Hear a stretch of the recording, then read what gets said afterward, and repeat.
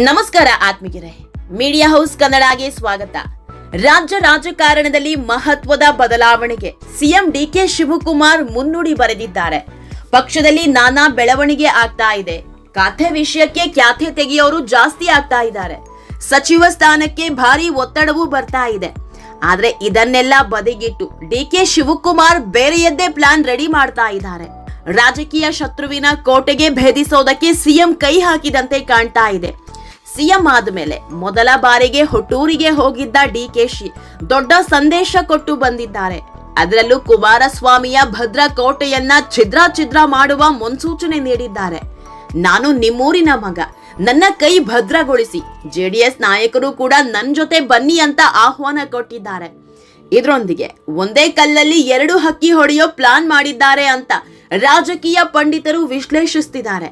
ಅಂದ್ರೆ ಕುಮಾರಸ್ವಾಮಿ ಜೊತೆಗೆ ಅವರ ಭಾವ ಅಂದ್ರೆ ಹೃದಯ ತಜ್ಞ ಹಾಗೂ ಬಿಜೆಪಿ ಸಂಸದ ಮಂಜುನಾಥ್ ಅವರ ಮೇಲೆ ಕಣ್ಣು ಹಾಕಿದ್ದಾರೆ. ಇದೆಲ್ಲದ್ರ ಬಗ್ಗೆ ಇವತ್ತಿನ ವಿಡಿಯೋದಲ್ಲಿ ಹೇಳ್ತಾ ಹೋಗ್ತೀವಿ. ಅದಕ್ಕೂ ಮೊದಲು ನೀವಿನ್ನೂ ನಮ್ಮ ಚಾನೆಲ್ನ ಸಬ್ಸ್ಕ್ರೈಬ್ ಮಾಡಿಲ್ಲ ಅಂದ್ರೆ ಮಿಸ್ ಮಾಡಬೇಡಿ, ಈಗಲೇ ಸಬ್ಸ್ಕ್ರೈಬ್ ಮಾಡಿ. ಈ ವಿಡಿಯೋನ ಕೊನೆವರೆಗೂ ನೋಡಿ, ನಿಮ್ಮ ಅನಿಸಿಕೆಗಳನ್ನು ಕಾಮೆಂಟ್ ಮಾಡಿ. ಆತ್ಮೀಯರೇ, ನಿನ್ನೆ ಹುಟ್ಟೂರಿಗೆ ಹೋಗಿದ್ದ ಡಿಕೆಶಿ ಭರಪೂರ ಭರವಸೆ ನೀಡಿದ್ದಾರೆ. ಕ್ಷೇತ್ರದ ಜನರಿಗೆ ತಮ್ಮ ಕೈಲಾದಷ್ಟು ಕೆಲಸ ಮಾಡಿಕೊಡೋದಾಗಿ ಅಭಯ ನೀಡಿದ್ದಾರೆ. ಅದರಲ್ಲೂ ಸ್ವಕ್ಷೇತ್ರದ ಜನರಿಗೆ ಪಂಚವಚನಗಳನ್ನೇ ಕೊಟ್ಟಿದ್ದಾರೆ ಅಂದ್ರೂ ತಪ್ಪಾಗಲ್ಲ. ಕ್ಷೇತ್ರದ ಬಡವರಿಗೆ ತಲೆ ಮೇಲೆ ಸೂರು, ಸ್ಥಳೀಯರಿಗೆ ಕೈಗಾರಿಕೆಗಳಲ್ಲಿ ಉದ್ಯೋಗ ಕಡ್ಡಾಯ, ಮೆಡಿಕಲ್ ಕಾಲೇಜು ಶೀಘ್ರ ಪ್ರಾರಂಭ, ಸಮಸ್ಯೆಗಳನ್ನ ಆಲಿಸಲು ಅಧಿಕಾರಿ ನೇಮಕ ಮಾಡ್ತೀವಿ. ಇನ್ನು ಮುಂದೆ ಅಕ್ಷರ, ಆಶ್ರಯ, ಆರೋಗ್ಯ ಹುಡ್ಕೊಂಡು ಎಲ್ಲಿಗೂ ವಲಸೆ ಹೋಗಬೇಡಿ, ಅದೆಲ್ಲವೂ ಇಲ್ಲಿಯೇ ದೊರೆಯಲಿದೆ. ಕನಕಪುರದಲ್ಲಿ ದೊಡ್ಡ ಮೆಡಿಕಲ್ ಕಾಲೇಜು ಆಗಬೇಕು ಅನ್ನೋದು ನನ್ನ ಕನಸಾಗಿತ್ತು. ಇಡೀ ರಾಜ್ಯದಲ್ಲಿ ತಾಲೂಕು ಮಟ್ಟದಲ್ಲಿ ಮೆಡಿಕಲ್ ಕಾಲೇಜು ಇದ್ರೆ ಅದು ಈ ಕ್ಷೇತ್ರದಲ್ಲಿ ಮಾತ್ರ ಅಂತ ಕನಕಪುರ ಕ್ಷೇತ್ರದ ಜನರಿಗೆ ಪಂಚ ಪ್ರಮಾಣ ನೀಡಿ ಬಂದಿದ್ದಾರೆ. ಇದರ ಜೊತೆಗೆ ಡಿಕೆಶಿ ಇನ್ನೂ ಒಂದು ಮಾತು ಹೇಳಿದ್ದಾರೆ. ಅದೇ ಜೆಡಿಎಸ್ ನಾಯಕರಿಗೆ ಆಹ್ವಾನ. ಜನತಾದಳದ ಕಾರ್ಯಕರ್ತರಿಗೂ ಈ ಡಿಕೆ ಶಿವಕುಮಾರ್ ಇದ್ದಾನೆ. ನನ್ನ ಮನೆ ಬಾಗಿಲು ನಿಮಗೂ ತೆರೆದಿದೆ, ನೀವು ನಮ್ಮನ್ನ ಬಳಸಿಕೊಂಡು ಸಹಾಯ ಪಡೆಯಬಹುದು ಅಂತ ಮುಕ್ತವಾಗಿ ಕರೆ ನೀಡಿದ್ದಾರೆ. ಸಿಎಂ ಆದ ಬೆನ್ನಲ್ಲೇ ಜೆಡಿಎಸ್ಗೆ ಕಾರ್ಯಕರ್ತರಿಗೆ ಡಿಕೆಶಿ ಗಾಳ ಹಾಕಿರೋದು ದೊಡ್ಡ ಮಟ್ಟದಲ್ಲಿ ಸಂಚಲನ ಸೃಷ್ಟಿಸಿದೆ. ಡಿಕೆಶಿಯ ಈ ನಡೆ ಕೇಂದ್ರ ಸಚಿವ ಎಚ್.ಡಿ. ಕುಮಾರಸ್ವಾಮಿ ಹಾಗೂ ಸಂಸದ ಡಾಕ್ಟರ್ ಸಿ.ಎನ್. ಮಂಜುನಾಥ್ ಅವರಿಗೆ ತಲೆಬಿಸಿ ತಂದೊಡ್ಡಿರೋದು ಸುಳ್ಳಲ್ಲ. ಆತ್ಮೀಯರೇ, ರಾಜ್ಯದಲ್ಲಿ ಲಿಂಗಾಯತ ಹಾಗೂ ಒಕ್ಕಲಿಗ ನಾಯಕರದ್ದೇ ಪಾರುಪತ್ಯ. ಸದ್ಯಕ್ಕೆ ಒಕ್ಕಲಿಗ ಸಮುದಾಯದಲ್ಲಿ ಪ್ರಬಲ ನಾಯಕರು ಅನ್ಸ್ಕೊಂಡವರು ಅಂದ್ರೆ ದೇವೇಗೌಡರು, ಕುಮಾರಸ್ವಾಮಿ ಹಾಗೂ ಡಿಕೆಶಿ. ಕುಮಾರಸ್ವಾಮಿ 2 ಬಾರಿ ಸಿಎಂ ಆಗಿದ್ರು, ಆದ್ರೆ ಡಿಕೆಶಿಗೆ ಈ ಅವಕಾಶ ಸಿಕ್ಕಿರ್ಲಿಲ್ಲ. ಈಗ ಪಟ್ಟಕ್ಕೇರಿದ್ದಾರೆ. ಹೀಗಾಗಿ ಮುಂದಿನ ಒಕ್ಕಲಿಗ ನಾಯಕ ಅನ್ನೋ ಪಟ್ಟದ ಕದನ ಶುರುವಾದಂತೆ ಕಾಣ್ತಾ ಇದೆ. ಒಕ್ಕಲಿಗರ ಪ್ರಾಬಲ್ಯವಿರೋ ಹಳೆ ಮೈಸೂರು ಭಾಗದಲ್ಲಿ ತಮ್ಮ ಪಾರುಪತ್ಯ ಮೆರೆಯೋದಕ್ಕೆ ಪ್ಲಾನ್ ರೂಪಿಸ್ತಾ ಇದ್ದಾರೆ.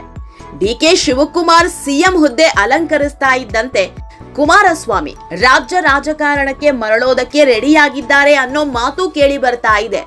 ಯಾಕಂದ್ರೆ ಕುಮಾರಸ್ವಾಮಿ ಕೇಂದ್ರ ಮಟ್ಟದಲ್ಲೇ ಉಳಿದು ಬಿಟ್ರೆ ರಾಜ್ಯದಲ್ಲಿ ಒಕ್ಕಲಿಗ ನಾಯಕನಾಗಿ ಡಿಕೆಶಿ ಭದ್ರವಾಗಿ ಬೇರೂರ್ತಾರೆ. ಅದು ಜೆಡಿಎಸ್ಗೆ ದೊಡ್ಡ ಹೊಡೆತ.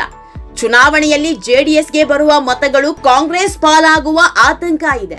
ಯಾಕಂದ್ರೆ ಒಕ್ಕಲಿಗ ಮತದಾರರು ಜೆಡಿಎಸ್ಗೆ ಮತ ಹಾಕ್ತಿರೋದೆ ಕುಮಾರಸ್ವಾಮಿ ಇದಾರೆ ಅನ್ನೋ ಕಾರಣಕ್ಕೆ. ಅವರೇ ಕೇಂದ್ರದಲ್ಲಿ ಕೂತ್ರೆ ರಾಜ್ಯದಲ್ಲಿ ಇನ್ಯಾರು ನಾಯಕರು ಅನ್ನೋ ಪ್ರಶ್ನೆ ಮೂಡುತ್ತೆ. ಇದನ್ನರಿತ ಡಿಕೆ ಶಿವಕುಮಾರ್ ಜೆಡಿಎಸ್ ಕಾರ್ಯಕರ್ತರಿಗೆ ಖುದ್ದು ಬಲೆ ಬೀಸಿರೋದು. ಕಳೆದ ಎಂಪಿ ಚುನಾವಣೆಯಲ್ಲಿ ಬೆಂಗಳೂರು ಗ್ರಾಮೀಣ ಲೋಕಸಭಾ ಕ್ಷೇತ್ರದಲ್ಲಿ ಸಿಎಂ ಸಹೋದರ ಡಿಕೆ ಸುರೇಶ್ ಅಖಾಡಕ್ಕಿಳಿದಿದ್ರು. ಇವರ ಎದುರಾಳಿಯಾಗಿ ನಿಂತವರು ಎಚ್.ಡಿ. ದೇವೇಗೌಡ ಅಳಿಯ ಕುಮಾರಸ್ವಾಮಿಯ ಭಾವ ಬಿಜೆಪಿ ನಾಯಕ ಡಾಕ್ಟರ್ ಸಿ.ಎನ್. ಮಂಜುನಾಥ್. ಬಿಜೆಪಿ ಹಾಗೂ ಜೆಡಿಎಸ್ನ ಮೈತ್ರಿ ಮತಗಳು ಇಲ್ಲಿ ವರ್ಕೌಟ್ ಆಗಿದ್ವು. ಹೀಗಾಗಿ ಡಿಕೆಶಿ ಸಹೋದರ ಸೋಲು ಅನುಭವಿಸಬೇಕಾಗಿತ್ತು. ಈ ಬಾರಿ ಅದನ್ನ ಅಳಿಸಿ ಹಾಕೋದಕ್ಕೆ ಡಿಕೆಶಿ ಪ್ಲಾನ್ ಮಾಡ್ತಾ ಇದ್ದಾರೆ. ರಾಮನಗರದಿಂದ ಬೆಂಗಳೂರು ಗ್ರಾಮಾಂತರದವರೆಗೂ ತಮ್ಮದೇ ಪಾರುಪತ್ಯ ಮೆರೆಯೋದಕ್ಕೆ ಯೋಜನೆ ರೂಪಿಸುತ್ತಿದ್ದಾರೆ. ಇದರ ಮೊದಲ ಅಧ್ಯಾಯವೇ ಜೆಡಿಎಸ್ ಕಾರ್ಯಕರ್ತರಿಗೆ ಸಿಎಂ ಕರೆ ಕೊಟ್ಟಿರೋದು. ಹೀಗಾಗಿಯೇ ಕುಮಾರಸ್ವಾಮಿ ಹಾಗೂ ಸಂಸದ ಮಂಜುನಾಥ್ಗೆ ತಳಮಳ ಶುರುವಾಗಿದೆ. ಆತ್ಮೀಯರೇ, ಇಲ್ಲಿ ಮತ್ತೊಂದು ವಿಷಯವನ್ನ ಪ್ರಸ್ತಾಪಿಸಲೇಬೇಕು. ಕಳೆದ ಚುನಾವಣೆಯಲ್ಲಿ ಡಿಕೆಶಿ ಭಾವನಾತ್ಮಕ ಬಾಣ ಬಿಟ್ಟಿದ್ರು. ನಿಮ್ಮ ಒಕ್ಕಲಿಗ ಮಗನಾಗಿರೋ ನನಗೂ ಒಂದು ಅವಕಾಶ ಕೊಡಿ, ನಾನು ಸಿಎಂ ಆಗೋದಕ್ಕೆ ನನ್ನ ಜೊತೆ ಒಮ್ಮೆ ಕೈ ಜೋಡಿಸಿ ಅಂತ ಹೋದಲ್ಲಿ ಬಂದಲ್ಲಿ ಹೇಳ್ಕೊಂಡಿದ್ರು. ಇದರ ಎಫೆಕ್ಟ್ ಜೆಡಿಎಸ್ಗೆ ದೊಡ್ಡ ಮಟ್ಟದಲ್ಲಿ ತಟ್ಟಿತ್ತು.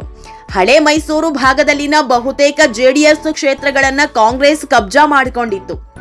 ಈಗ ತೆನೆ ಕಾರ್ಯಕರ್ತರಿಗೆ ಡಿಕೆಶಿ ಆಹ್ವಾನ ಕೊಟ್ಟಿದ್ದಾರೆ. ಅದು ಕೂಡ ಸಿಎಂ ಆಗಿ 1 ವಾರ ಆಗಿರೋ ಹೊತ್ತಲ್ಲೇ.